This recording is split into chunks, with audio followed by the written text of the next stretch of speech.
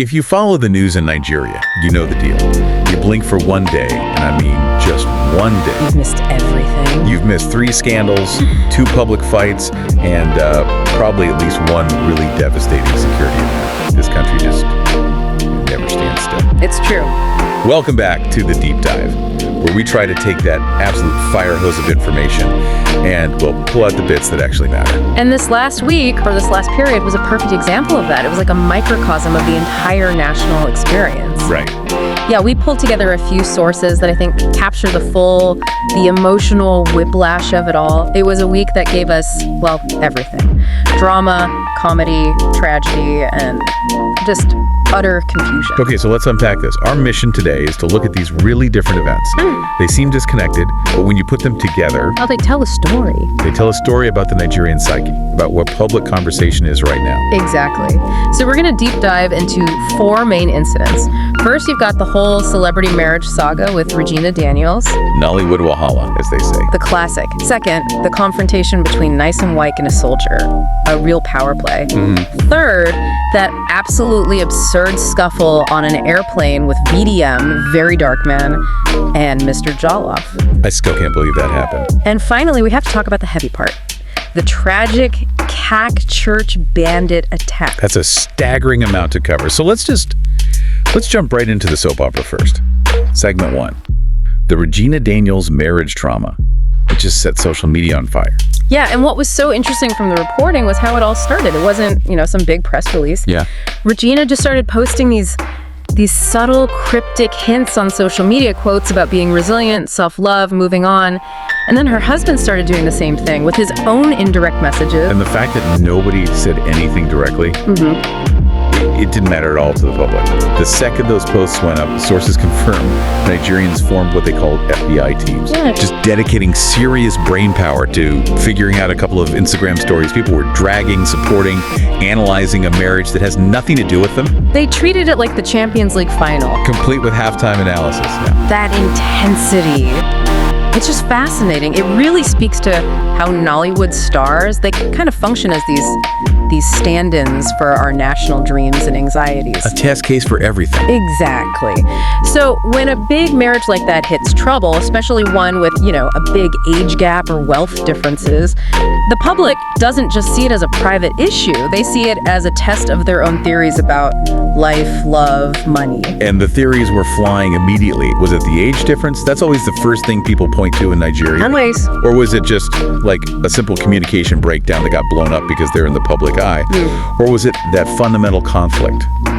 Money versus emotions, as some people were saying. Well, the deeper point here, which the source material really got into, is just how fragile these public marriages are. One source, pretty bitterly, said these Nollywood pairings sometimes last shorter than Instagram stories.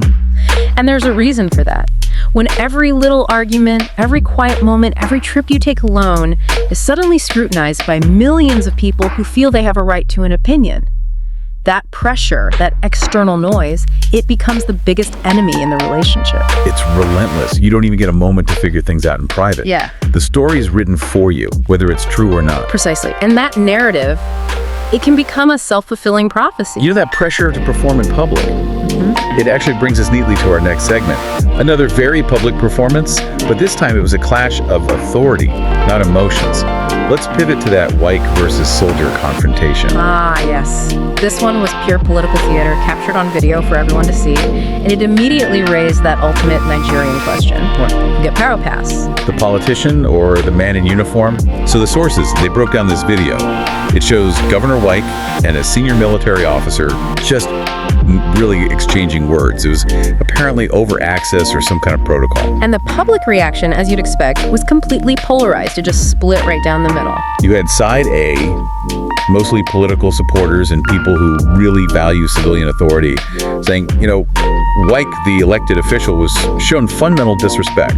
That the uniform should always defer to the elected leader. But then you had side B, with a totally different take. They were saying, look, the soldier was just doing his job. He was following procedure. It doesn't matter who the politician is. And their point was, if a powerful person can just demand you break the rules for them, then what's the point of having rules at all? It's just power and personality taking over. Here's the crazy part, though, the analytical insight. This argument trended way more than stories about the state budget or infrastructure or anything else. Oh, way more. And that tells you everything you need to know. Why is that? Because Nigerians are obsessed with displays of power. Who has it, who wields it, and how it's used. Because historically, institutional power has often been arbitrary. It's been abusive. So the uniform itself, whether it's military or police, it carries this huge symbolic weight. It represents an immediate, undeniable authority that, well, people are wary of, but they also recognize it as the thing that often shapes their reality. And when that authority clashes with civilian political power, the whole country just rushes in to debate the pecking order. It makes you ask that critical question, doesn't it? Yeah. In these public showdowns, is respect something you can demand just because of your position? Or does it have to be earned through how you conduct yourself?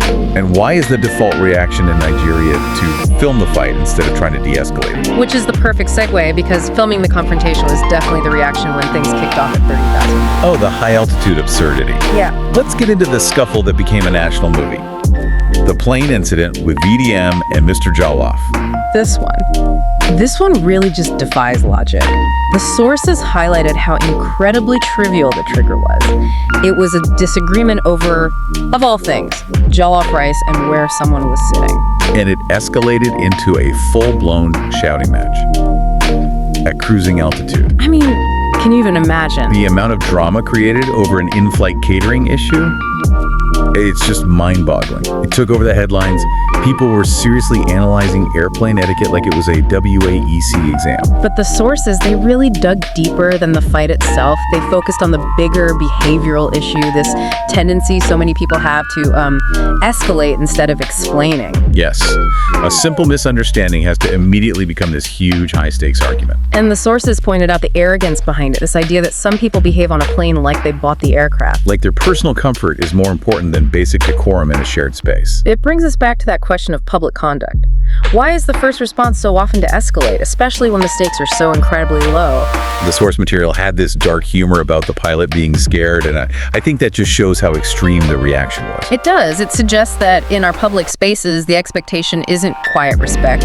It's the constant fight for dominance or status. The ultimate Nigerian experience. Huh.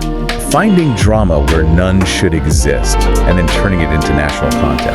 But now, we have to pause. We have to shift our focus completely. We've talked about celebrity drama, political flexing, even that absurd fight on a plane. But while social media was buzzing about all that, a much deeper, more devastating reality was happening. Yes. We need to talk about the CAC Church Bandit attack. This is the heavy part, and it really demands some measured reflection. It gives you the devastating context that gets buried under all the other noise. Bandits targeted a Christ Apostolic Church, a CAC, and worshipers were injured, some were tragically killed, entire families were just traumatized. The details are just harrowing. Attacking a place like that, a community hub, a place that's always been seen as safe. The sources were very clear about the psychological impact. One quote just stuck with me. Church used to be a safe place, now nowhere is safe. That one sentence, it captures the crisis of insecurity better than any statistic ever could. This incident is the most important piece of the puzzle for this week. Such a stark contrast. While politicians are on camera fighting about respect and celebrities are fighting over their relationships, the average Nigerian is fighting for their life, for their survival. Yeah. The consensus from the reporting is that this feeling of insecurity has just become a daily lottery. You don't know when or where a threat, kidnapping, banditry, violence is going to strike. Even going to worship is now a high-risk activity. And what's really crucial here, based on the community responses and the sources, is this gap between the failure of government and the absolute necessity of community action. People feel the government isn't stopping this, so what did they do? The reports showed them turning inward, organizing their own protection, pooling money for local security, putting tighter protocols in place at their own churches, trying to communicate better between communities to warn each other. It's moved beyond just criticizing politicians. It's about pragmatic, desperate self-defense. It's this tragic realization that for so many people, survival now depends on what you and your neighbors can do, not on waiting for outside help. The gravity of this just has to anchor the whole conversation. It's the sobering reality behind the the lighter chaos that fills up our timelines. That constant jarring switch between high comedy absurdity and just profound heartbreaking tragedy, that tension is maybe the single most defining feature of being Nigerian right now. Okay, let's just try and synthesize the emotional roller coaster here. In just a few days, the public digested all of this. A Nollywood marriage on fire under the social media microscope. Wike and a soldier flexing their power. VDM and Mr. Jollof yelling about Jollof rice at 30,000 feet. And then, the most tragic of all, bandits turning a place of worship into a battlefield. If you connect all those dots, this week proves one thing beyond any doubt. Nigeria isn't just a country, it's a movie. It's a maximalist drama.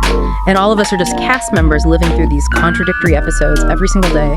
The contrast is, it's too violent to ignore. It's the ultimate high-stakes, high-volume, real-life drama that just never seems to end. And that leads us to the final thought we want to leave you with. Our mallow-over moment.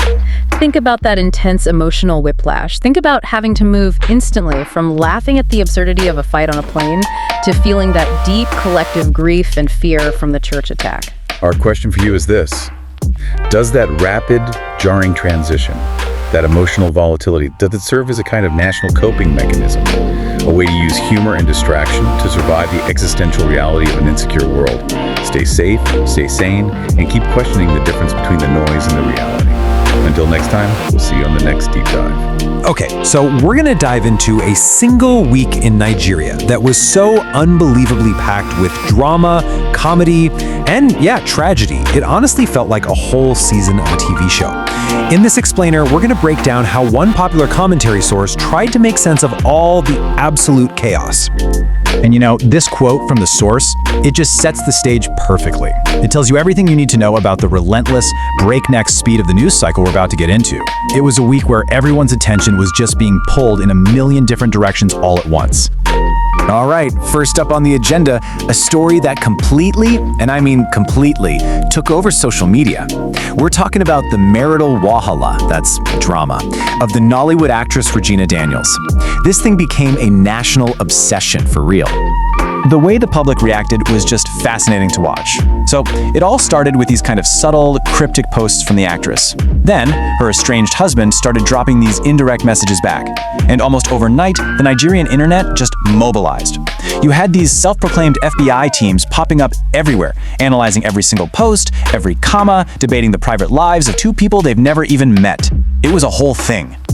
And this right here, this just nails the main takeaway from the source. That phrase, no be beans, it's Nigerian pidgin, and it basically means it's not easy or it's no joke.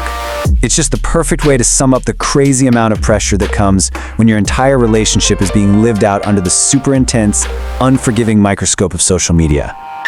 Okay, so let's shift gears, removing from online celebrity drama to a very raw, very real display of power out on the streets. This was a public showdown between a super high-profile politician, Minister Wike, and a military officer. And wow, this one incident split the country right down the middle. I mean, you had Team Wike arguing that the minister's position demands respect and that the soldier was way out of line. But then you had Team Soldier passionately defending the officer, saying, hey, he was just doing his job, following the rules, and that the uniform itself should be respected. It pretty quickly stopped being about the actual incident and turned into this massive national debate about power, ego, and authority. All right, so from a power clash on the ground, we're gonna take it way up into the air. This next one is a very different kind of fight, a conflict over something that seems so small, but it somehow blew up into a viral moment that the entire country just had to weigh in on. So how did this happen? Here's the play-by-play. The story goes that it all started over a plate of jollof rice on a flight. An argument kicks off, someone pulls out their phone and starts recording, and literally before the plane even touches down, that video is everywhere. And just like that, everyone in Nigeria is suddenly an expert on airplane etiquette, fiercely debating who was right and who was wrong in a fight over food. So let's take a breath. We've had celebrity marriage drama, a political showdown on the street, and a fight over rice on an airplane. But as the source commentary points out, while all this noise was soaking up the nation's attention, something much, much more serious was happening quietly in the background. And this is where the story of the week takes a really dark and sobering turn. We have to move away from the spectacle of social media and face the harsh reality of the country's security crisis. And these are just the facts. Armed bandits attacked a church, a place that's supposed to be a sanctuary, right in the middle of a worship service. People were killed. Families were shattered. And the source makes a really powerful point here. While all the online dramas were trending for days on end, this devastating life-and-death attack got way less sustained public attention. It's a pretty tragic look at where our collective focus can sometimes end up. So let's just put it all together. Here's a quick look back at one absolutely wild week. We had a celebrity marriage, basically playing out like a public soap opera for everyone to see. We saw a roadside argument between power and protocol become a massive national debate. We watched a fight over Jollof rice become viral entertainment for millions.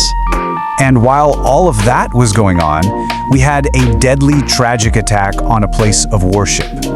So what are we supposed to take away from a week like this? A week filled with such intense and just wildly different events. When you put it all together, what does it actually mean? You know, this conclusion from the Source podcast really just says it all, doesn't it? The commentary is basically saying that public life has become this giant form of entertainment, this grand spectacle. Every single day brings a new plot twist, a new character, and a new drama for everybody to watch and talk about. And sometimes that distracts us from the much deeper, more serious issues happening right under our noses. And that's where we land. After breaking down all the drama and the tragedy, the Source leaves us with a question that really shifts the focus from just watching to actually thinking. In a country of constant spectacles, where very real dangers still exist, what can people actually do for themselves? It's a heavy thought to end on, but it's probably the most important question of all.